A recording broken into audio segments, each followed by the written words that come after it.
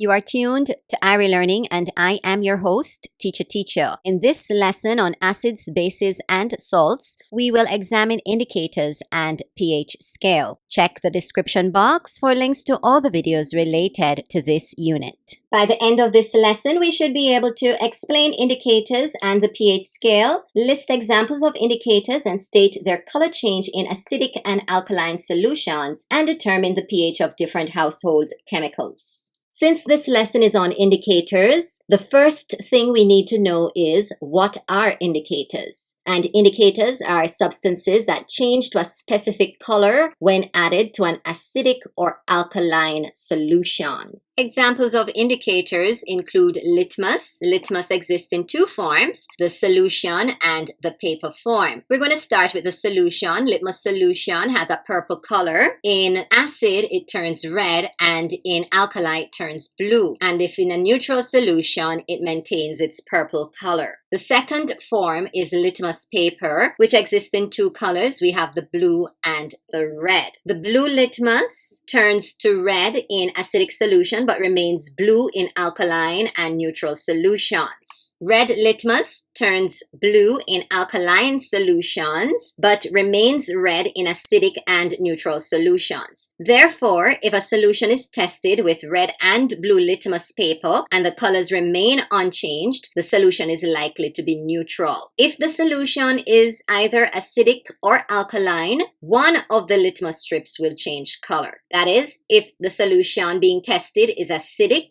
then the blue litmus will change to red, and if the solution being tested is alkaline, then the red will change to blue. Here is an interesting fact about litmus indicator. It is actually extracted from lichens. Lichens are plant-like organisms that consist of a symbiotic association of algae and fungi. They typically grow on tree barks and exposed rocks, particularly in areas where there is moisture. The next example of an indicator is phenolphthalein. Phenolphthalein is colorless in acidic solutions, but it has this very bright pink in alkaline solutions. The next indicator we will examine is methyl orange. It is an orange-colored solution. When dropped in an acidic solution, it changes to red, and in alkali, it changes to yellow. Another example of an indicator is the universal indicator that uses a color code scale called the pH scale. We will look at this indicator in more detail. The universal indicator is a mixture of other indicators, including some of the indicators we just learned about, such as phenolphthalein. Universal indicator exists in two forms. We have a brown solution and a brownish yellow paper or strips of paper.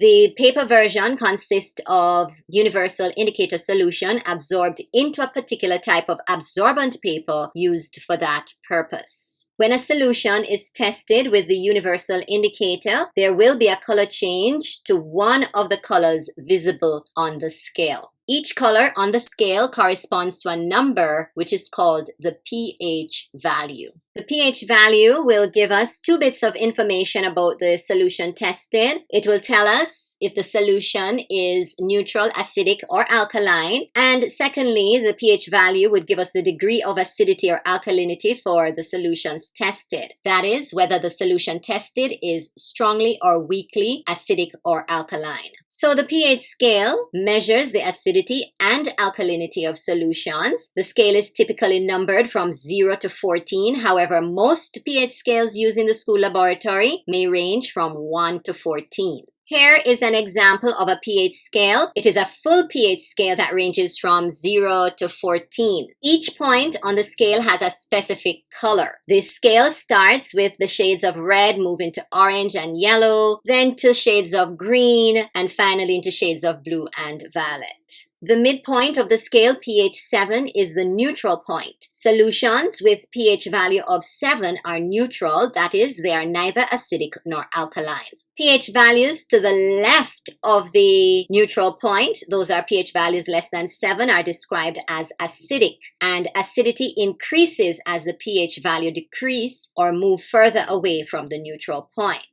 Solutions with pH values between 0 to 2 in the red zone are described as strongly acidic, and those greater than 2 but less than 7 are weakly acidic. pH values to the right of the neutral point, those are pH values greater than 7, are described as alkaline, and alkalinity increases as the pH values increase. That is, as the values move further away from the neutral point. Note for acidity and alkalinity both increase as the values move away from that neutral point. Solutions with pH values between 11 and 14 are described as strongly alkaline, and those with pH values greater than 7 but less than 11 are weakly alkaline. This sums up our description and explanation of the pH scale. We will now perform a simple experiment in which we will test the pH values of 8 household chemicals. We will be testing the pH of 8 household liquids or solutions using universal indicator paper. The universal indicator we are using has a pH range from 1 to 14. This scale does not start at 0. When the universal indicator booklet is opened, we see the universal strips to the left. We will use these strips to test for the pH of the 8 household chemicals. On the inside of the right cover of the booklet is the pH scale, where each pH value corresponds to a specific color code. We will observe shortly that a notable color change occurs when the pH strip is inserted into the solution being tested. We then match the color obtained on the strip with the identical color on the pH scale. The pH value that corresponds to the matched color is the pH of the solution tested. The 8 household solutions to be tested include distilled water, lemon juice, salt solution, which is sodium chloride or what we call table salt dissolved in water, vinegar, bicarbonate solution. This is baking soda, chemical name sodium bicarbonate or sodium hydrogen carbonate. We form a solution of bicarbonate by dissolving the sodium bicarbonate in distilled water. Liquid soap that has been mixed with a small volume of water to form a soap solution. Vitamin C. We dissolved a vitamin C tablet in distilled water. Finally, we will test a glass window cleaner that contains aqueous ammonia as its ingredient. It's time to test the first solution. I will take up the piece of universal indicator paper with a tweezer so as not to contaminate the strip with any chemicals that might be on my glove. The paper is inserted into the distilled water, and there's a slight color change to what appears to be a dull green. When the color change of the strip is compared to the color code on the pH scale, we get a match at pH 7. Therefore, the pH of distilled water is 7. We can record the data in a table like this one. So this is our experiment table of results. And of course, we can give that table a suitable title, such as table showing the pH value and strength of 8 household substances. So we can start with recording the name of the first solution that was tested, which was distilled water. The pH value is 7. And of course, to associate what does that pH value mean, on our pH scale, 7 corresponds to a neutral solution. So distilled water is neutral. The second solution to be tested is lemon juice. Once again, we use a tweezer to pick up the universal indicator strip, which is inserted into the lemon juice. There is a distinct color change to red. When compared to the color code on the pH scale, we obtain a match at pH 3. Next, we record the information in our table of results. The solution tested is lime juice, which has a pH of 3. From our pH table, we see that a pH of 3 corresponds to an acid that is weak. Therefore, lemon juice is weakly acidic. Next to be tested is the salt solution. We test the salt solution with a strip of universal indicator paper. It gives a dull green color change. When compared to the color code of the pH scale, we obtain the match as pH 7. So back to our table of results where we will record our information. We saw that the salt solution had a pH of 7, and from our pH scale we know that a pH of 7 corresponds to a neutral solution. Therefore, the salt solution is neutral. The fourth solution tested is vinegar. The universal indicator strip is inserted in the vinegar, giving a distinct color change to red. When compared to the color code on the pH scale, there is a match for pH 4.